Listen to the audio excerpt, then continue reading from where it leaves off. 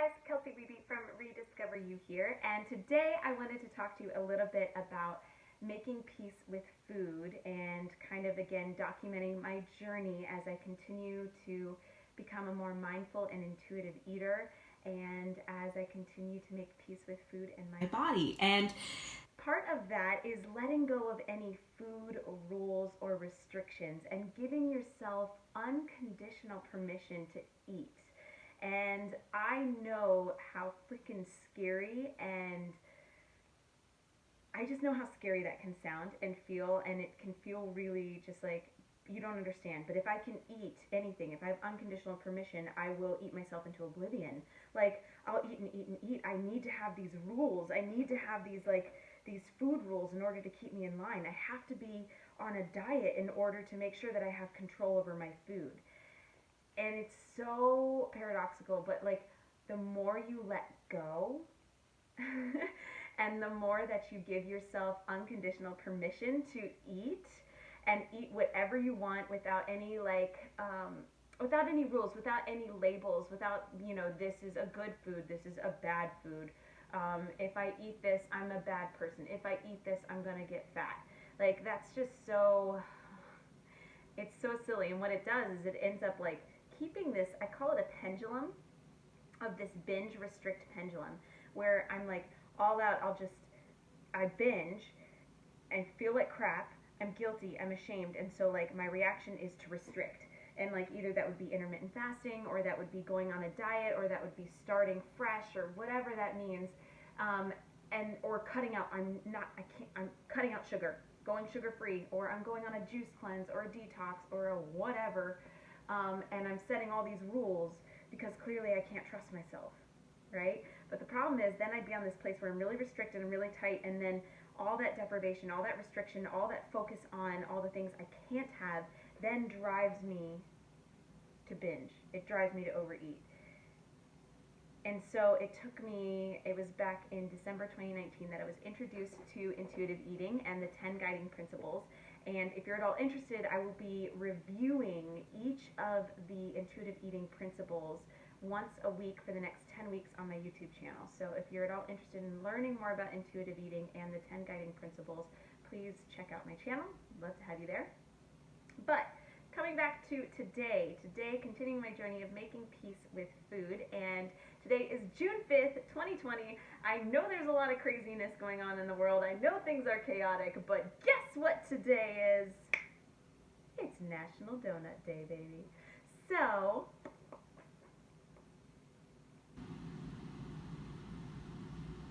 I know. I really tried. I tried to have other people join me. Like, you could get a free donut at Dunkin' Donuts if you bought a drink. I ended up getting these actually from Bosa because I went to Dunkin' Donuts and they didn't have Krispy Kreme, they didn't have a Boston cream. And I don't have donuts very often. This is not something like, the majority of my food is whole food. I cook almost every single meal. I hardly ever go out to eat. Mostly because I just really love to cook and I really enjoy making wholesome meals. I like eating whole foods. I like eating nutrient-dense foods. I have lots of fruits and vegetables. I always prioritize protein, and I'm learning to balance a little bit and learn a little bit more about plant-based protein sources. Anyway, so for the most part, I'm really a nutrient-dense focus on that because guess what? I don't eat that way so I can be thin. Like, no, I eat that way because it gives me sustainable energy. I'm able to feel good all of the time, and like I drink water all of the time because it makes me feel good, because that's what my body wants, because I want to nourish and satisfy my body. But I also know that food is an experience. And so for me, like, there would have been a time in my life, like I can even think last year in Denver, I went and I had donuts. I couldn't even make it out of the car. Like, I literally bought the donuts, I brought it to the car, and I stuffed my face in the parking lot as quickly as I possibly could, because there was this guilt and shame associated with eating donuts, that somehow I was like being bad by eating these donuts. And instead, this way I went to multiple different places to get exactly what I wanted, because I want this to be an experience experience and a satisfying experience and something that I really enjoy. And I wanted to enjoy it with somebody else, but evidently no one's as into donuts as I am. That's fine. So I'm going to share the experience with you. But yes, so I got Boston cream and I got a little bit of donut holes. What I really wanted, if they would have been available, was like, it's like a powdered with like chocolate cream inside. Oh, I'm into the cream fill. If you're going to do a donut, it's got to be like filled. But anyway, so it's just kind of fun. I get to come back here and this gets to be an experience. I get to actually sit down, taste my food, and just enjoy it. And then guess what? I get to like continue on with the rest of my day, right? Rather than thinking about it all day, rather than beating myself up, rather than feeling like a piece of shit, or feeling like I've ruined my diet, so now I might as well just go ahead and just continue eating crappy because the day is ruined. I'm no longer perfect. I fell off my diet, so I might as well just keep on eating, right? And not being conscious. No, like, I want to have this experience. I'm really excited about it. I'm going to sit here and I'm going to enjoy and taste and chew and smell and just take the whole experience in. Then I'm going to go about my day, and then I think tonight I'll probably make a delicious curry because I really love curry. It's got lots of vegetables in it, and that just sounds really yummy, right? Because the whole point is, again, how can I nourish and satisfy my beautiful body? And right now this is satisfying, and this is what food does. Food is an experience, right? So like in order to be healthy, you need to have a diet or a way of eating that is sustainable for you for the rest of your life. And for me, I don't know about you, but like when I go to a wedding, I really love having cake, and I don't want to ever feel guilty for having cake at a wedding or having a cake or a piece of cake at, you know, a friend's birthday party. Or if I want to bake cookies for a friend and I want to have 1 or 2 cookies, like I don't want to feel like guilty or like, oh my gosh, there's cookies in the house, now I need to eat all of the cookies. Like, that's not a way I want to live my life. I just want to be able to go out and enjoy and live and experience. And if I'm in another country and someone offers me food, I want to be able to eat that food and enjoy it and be in the moment and not feel guilty or like it's off my plan. So that is what making peace with food means to me.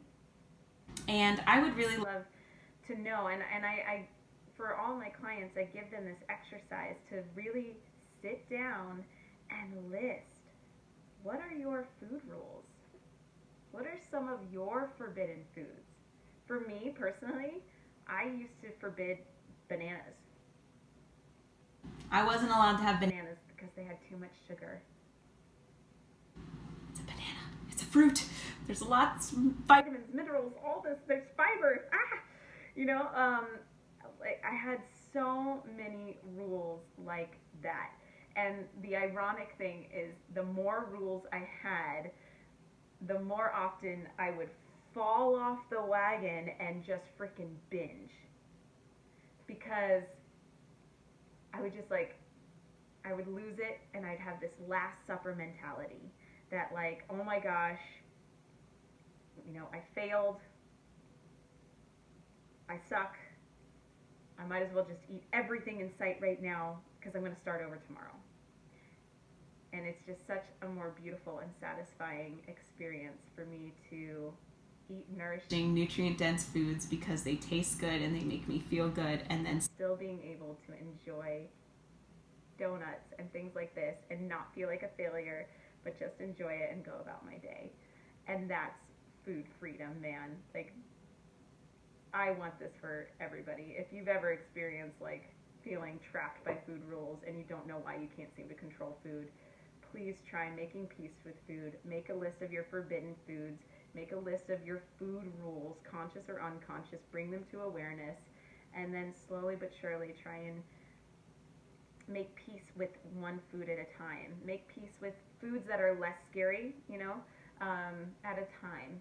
If there's like, if ice cream is a really scary like trigger food for you, or I know a lot of people peanut butter is a trigger food, or granola is a trigger food, do one thing at a time and try and make it a satisfying experience, and share the experience with someone you love, and make it joyful. Really taste, really smell, really chew. really just be present in the moment with that food, and then go about your day.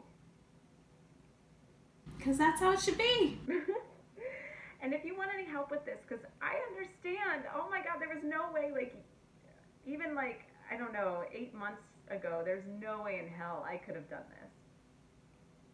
And if you want help with this, some guidance, some accountability, some help and support as you start making peace with food, I am here for you. It is possible.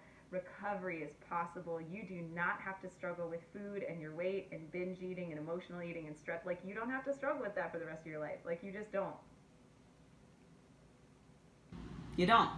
You can recover. It's absolutely 100% possible, and I want that for you, because when you no longer obsess about food, when you no longer are like freaking out about calories and all of that BS, and you can just enjoy the moment and be with friends, you get to show up, you get to be present, you get to have a more satisfying life, and then you get to serve and contribute, because guess what? Your headspace isn't all taken up by food. Your headspace can now be taken up by all the things that you want to do, your passions, your purpose. And that's what I want for you. So if you want any help with that, I got a link down below. Just go ahead and you and I can set up a coaching call, and I can help give you any guidance or any breakthroughs, or help you see any obstacles that may be standing in your way.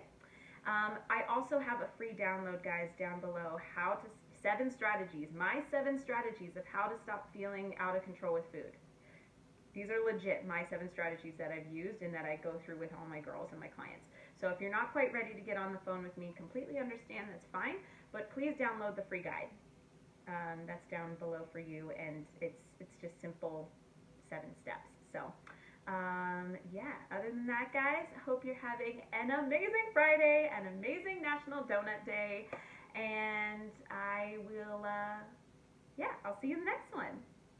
Mwah. Oh, I should try this, right? Like, I should actually, like, eat the donut. Let's see. Stephanie Buttermore She's just like, it's like food porn.